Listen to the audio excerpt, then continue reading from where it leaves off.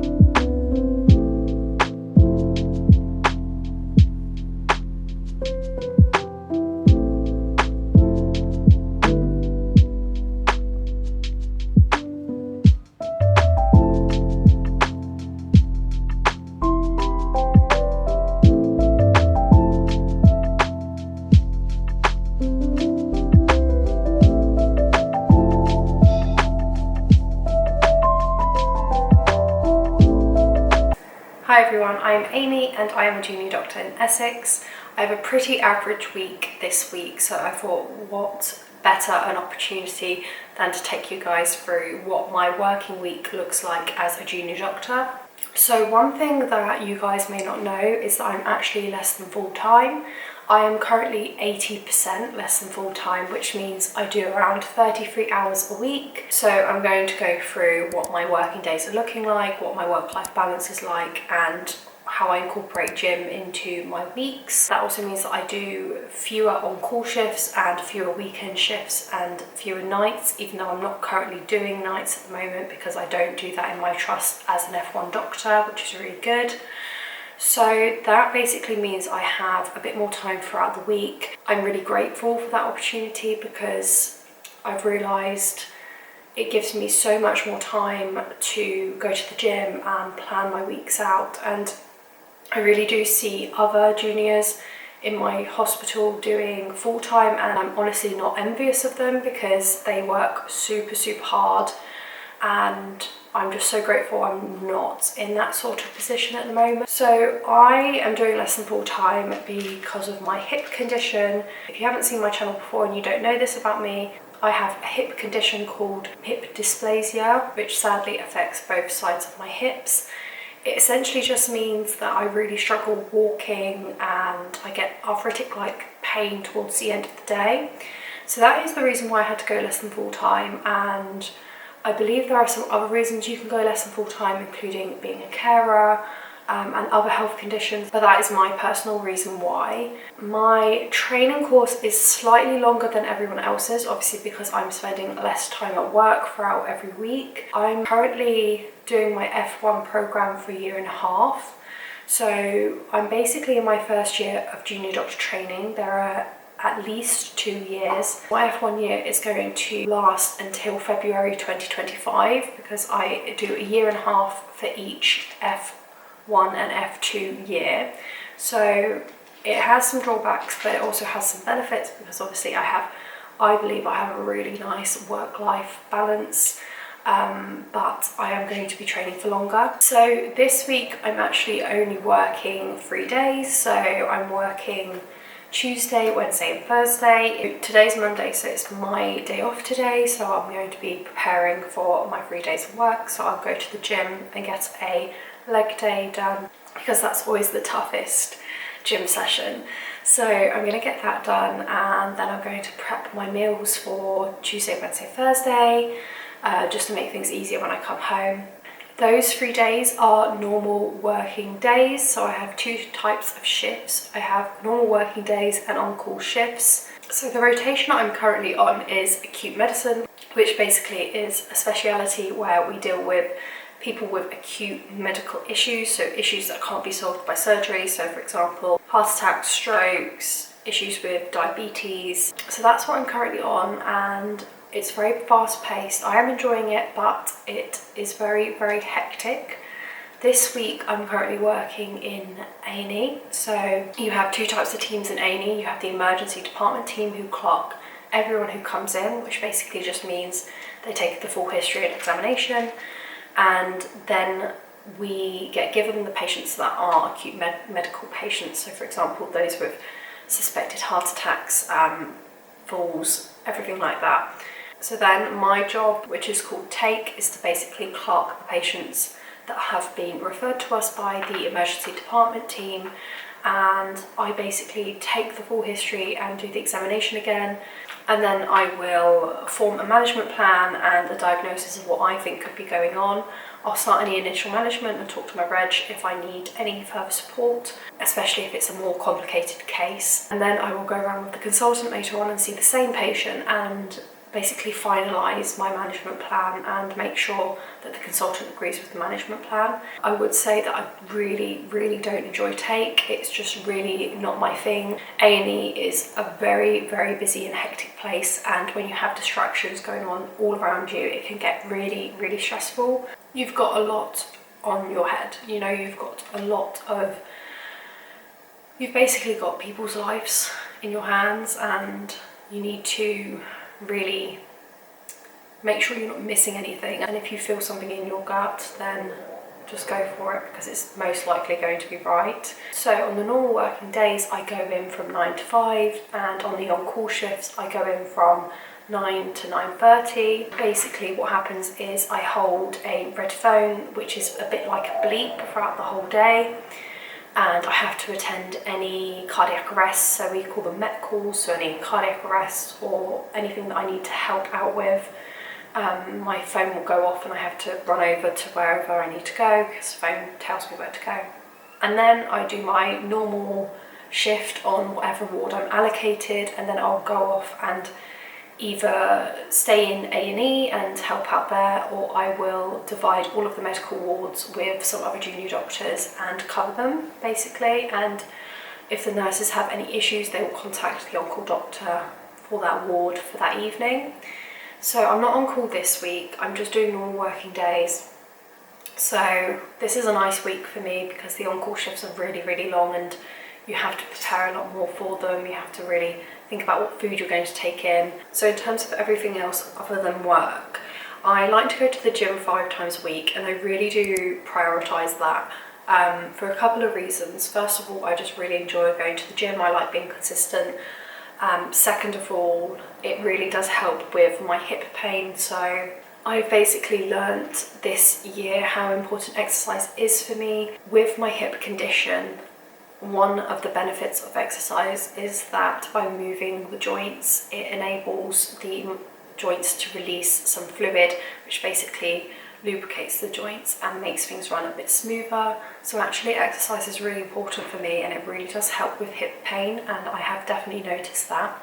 As long as I don't do certain exercises, I can exercise. I exercise 5 times a week. I always stick to that unless it's an on-call week. About half of the days I'm working, I will usually do a gym session in the morning. So I'll wake up maybe around 5 or 6 o'clock, depending on the gym session I have, and go to the gym before work, because usually after work I'm way too exhausted. That is what my week currently looks like. So I'm going to take you guys through that. Today I'm just going to go off to the gym and do some shopping. And then tomorrow I'm going to try to film a little bit about what my working day was like. And yeah. So let's get on with the week.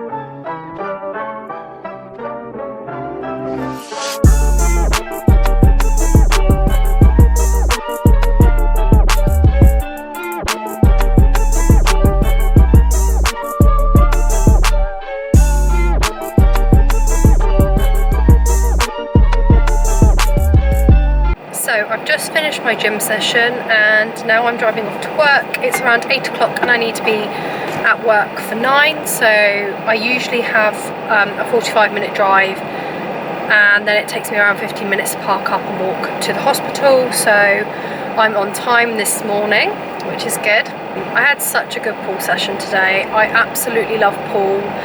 Just back and biceps is just my most favourite workout ever. I don't know why, I just love it. So that was really good, and I'm really glad I woke up this morning for that, because honestly it was a struggle this morning. It was a real struggle. When it's so dark and cold you just want to be in your blanket. But yeah, so I'm driving off to work and I'm just going to have a sip of my Nespresso coffee that I have made before I left home. These cups are absolutely amazing. They keep the drink warm for so long. I'll put a link down below for you guys so you can have a look on Amazon for them. It's literally a lifesaver for when you need a bump of coffee before work. I think I'm just going to listen to some Christmas music. I'm really in that vibe at the moment. I've literally been all about Christmas for the last week. Christmas movies, Christmas songs, Christmas baking. We've even put up our Christmas tree now. It's literally crazy. So I think I'm going to listen to probably Mariah, but don't kill me for that. And yeah, drive off to work. So I'll let you guys know how my shift has been after, or perhaps at lunch, depends if I get a quiet spot anywhere in the hospital so I can talk to you guys. But if I don't, then I will definitely catch up with you after work and just explain like some of the cases that I saw, how I dealt with them and all of that, or what sort of a day it was like. So I've just come back from work and today was a really hard day, I'm not going to lie. So when you're doing acute medicine, you basically have 2 jobs to do. You're either on take or post-take. Take is basically where you clerk the patient from the very beginning, and post-take is where you see the patient with the consultant after they've been taken. This morning we had a lot of post-takes to do from the night before, so that basically meant that I did all of the post-takes with the consultant this morning, which just meant I had a ton of jobs to do. I had a lot of complicated cases as well, so I had a couple of mental health cases like depression. I had a guy who had a lot of suicidal ideation, so he really wanted to harm himself and he really wanted to commit suicide, which was really sad. That meant that basically I had to refer to the mental health team as soon as I could, which was really difficult and challenging. And it's also just sometimes very emotionally challenging on yourself. I also then had a stroke patient. So this is someone who has had a lack of oxygen to the brain for more than 24 hours. This lady had basically presented with some slurring of the speech and left-sided weakness, so I had to try to refer her to the stroke team, and we needed to get further investigations for her. So basically all of my patients were very complicated, and some days it's just like that. And I feel like that's the biggest challenge of acute medicine, is that you're seeing the patient from the very beginning. So often the management plan is really long and you have a lot of jobs to do for that patient. You can also get some cases that are really emotionally taxing. So a couple of weeks back I had a case of a gentleman who came in and he had very vague symptoms. He was just slightly confused, was a bit off balance. He had told me that he didn't have a fall, but I felt quite strongly that he had had a fall, so I decided to order a CT head. He was on blood thinning medication, and as soon as we think that someone on blood thinning medication has had a fall, we always order a CT head in case there is a bleed in the brain. We need to exclude that. I felt very strongly that he had had a fall and wasn't basically telling me the truth, so I decided to order a CT head, which obviously comes with risks of exposing the patient to radiation. On return of the CT head, we saw a massive intracranial bleed, so bleed within the brain. And when I say massive, it was really large, and I was just completely taken aback by this. It was very emotionally taxing as well, because I had to speak to the family. I had to tell them that the prognosis of a condition like this isn't usually very good. And then I also had the challenges of having to refer that patient to a stroke team. Sometimes in A&E it can get so busy and so hectic that you just need to breathe after your shift, because you even you haven't even had a chance to relax the whole day. That was one of those days. So even though it was a really bad experience at the time, I feel like now I know how to manage people like that more. So nothing major like that happened today, so that was really good. And it was just such a hectic day, but I'm home now and the plan is to just relax tonight and enjoy the rest of the evening. And then tomorrow I'm working, but I'm going to do a full body workout in the morning, so I'll take you through that. And yeah, so I'm going to go and make some dinner now.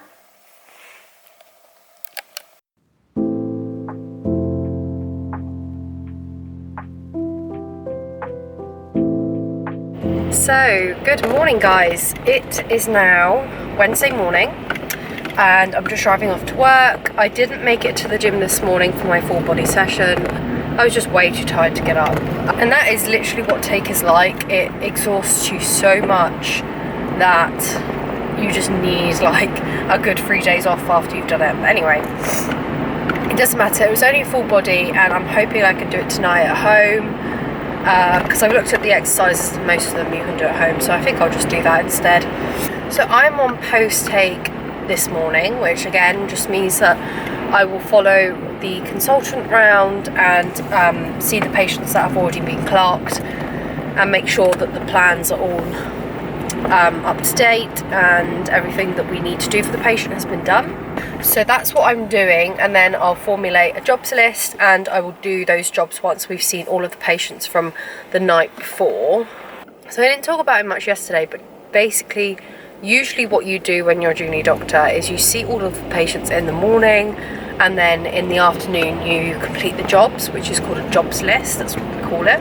And the job list has like bloods, referrals and prescribed medications on it. Some of those jobs take a really short amount of time, like the prescribing and ordering some type of blood tests can be really quick, and I like to try and do them in between patients. If I've got a bit of time, if I'm waiting around for a consultant, then I'll just quickly order the bloods for a patient or quickly prescribe a medication. On post-take it can be a little bit different, because if you have a patient who is very, very unwell, for example like a sepsis or heart attack or stroke, you want to make sure that they have that medication as soon as possible. So with those patients that are quite unwell, I just stop and do all of their jobs immediately. But if they're stable and well enough, then I don't. I leave it until I've seen all of the other patients, because there could always be a more unwell patient that you just haven't seen yet. In terms of the job list, the things that take the least amount of time again are ordering some of the blood tests and prescribing. Well, it depends what. Those are the quickest things, but they can be more complicated. Like for example, if you're ordering a CT scan, then you have to give very valid and good reason why you want the CT scan, and your fear is that if you don't sell the story enough to the radiologist, they're going to reject the CT scan and then you won't get the patient scanned. So that's where requesting can be a bit more complicated and can take a bit more time. And a lot of patients don't actually realise that even if we order a scan, it doesn't necessarily mean it's going to get accepted, because if the radiologist doesn't think it's appropriate and doesn't outweigh the risk of that scan with a radiation exposure, then you're not going to get that scan done, and no matter what I try to do. That's requesting scans.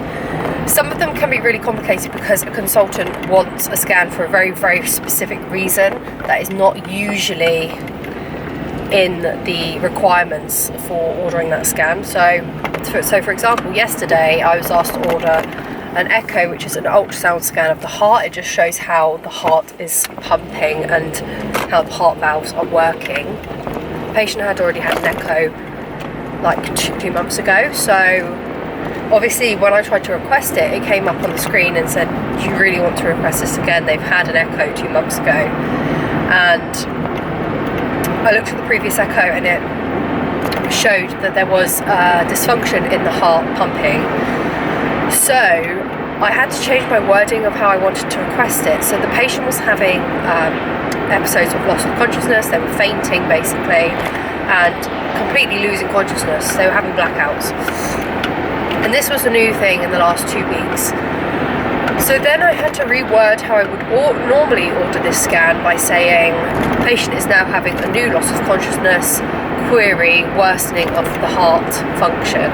And by doing that, the person vetting the scan is going to understand your reasoning and your thinking a bit more. So that's requesting. Ordering bloods is usually nice and simple. You don't really need to give much of an explanation for that. You can just say monitoring the infection, blah blah blah. So referrals are the most time consuming job, and the reason for that is that, again, we're trying to sell a story to a specialty doctor so that they can see the patient as soon as possible. So for example, yesterday I had to refer a patient to cardiology, psychiatry and neurology. So those are 3 really different areas of medicine, and essentially what I have to do is explain why the patient is here, how old they are, what's their previous medical history, because that can be really important. So for example, do they have any heart conditions, do they have any cancer, because that can really change the narrative of the story. And then I have to explain what they've presented with, why they've come into hospital, and why do I need that speciality doctor's help. That's the most important thing. So I'm just going to turn you, but that's better. Why do we need neurology to come and see the patient, for example? And sometimes, if you don't ask your consultant on the ward round, you're not going to know that answer. So it's best to make sure on the ward rounds, if you're referring patients to other specialities, then you really need to know why you're referring that patient and what you want to gain from that referral. We basically just email a relevant email that gets sorted out and passed over to the doctors. So that's what we do for referrals. Sometimes we have referral forms can require quite a lot of information to be inputted into them, so that can sometimes take a while. I would say sometimes referrals can maybe take you up to 15 minutes. It's honestly, it can be that long. So usually I do my referrals in the afternoon. I do try to get them done earlier because I know that if they get done earlier, then there's more chance that the doctor will come and see the patient. Sometimes you just are too busy in the morning.